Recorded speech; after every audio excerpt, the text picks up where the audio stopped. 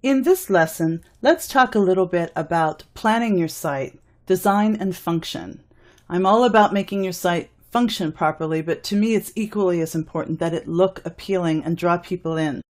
If you don't get people past your homepage, you've kind of failed at what you've done because no one's going to go any further if it's not interesting.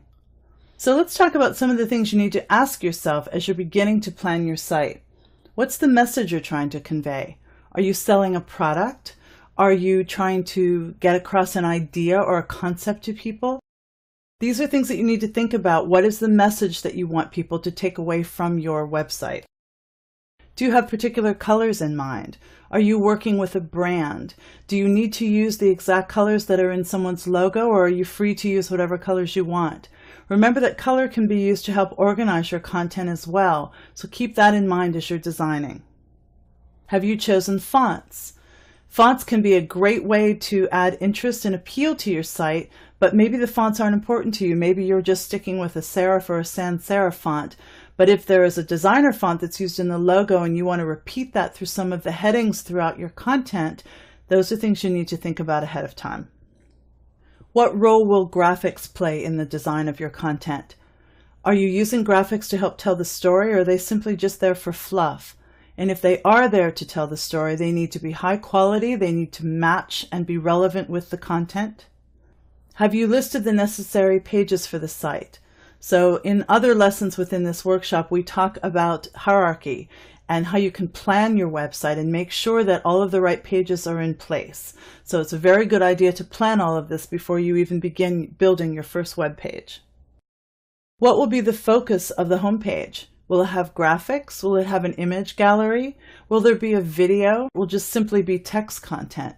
You want to make it appealing. You definitely want to get your message across, but you want to make it appealing so people will stay on your site and actually want to explore. Placement of objects on the page can vary from boring to interesting. Let's explore that a little bit. Here's a basic layout of just a photo of one of the covered bridges, with the name of the bridge centered above it and the photo caption below it. This particular placement is boring. So the font is the same for the headline and for the photo caption, and it just looks boring. Here we've shaken it up a little bit just by simply moving the placement of the text. So most people tend to line things up with the edge of the photo. Here I just moved it off to the left more and the photo caption off to the right a little bit more, and already it's starting to look a little bit more interesting without really changing anything else. So this placement is definitely better, has a little bit more visual interest because now we've actually taken the headline and given it a different font. It's bolder, and the photo caption is now in italic. So the headline actually has more emphasis. It's far more important than the photo caption, even though the photo caption does have my name in it.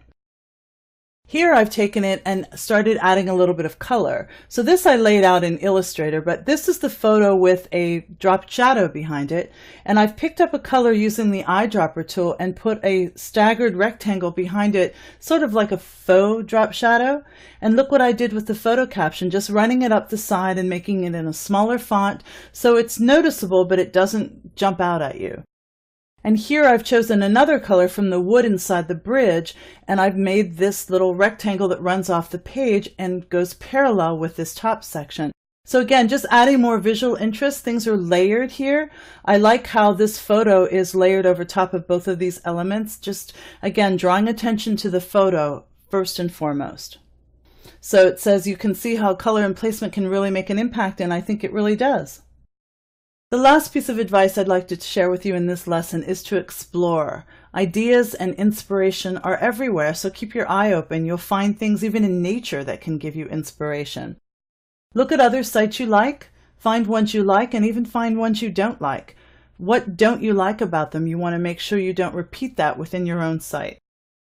Check out print materials as well. Just because it's web design, good design is good design, so you might find something in print that you really like. I recommend to most of my students to start a notebook of inspiration. I get a 3-ring binder and I start making copies of things I like out of books, or tear out pieces of articles from newspapers or ads that I like. And I do recommend that you experiment. We do want our content to be functional. We want people to be able to get through it easily and logically, but we also want it to look really attractive so people will want to stay on the page. So these are just some ideas to keep in mind when you're planning your website.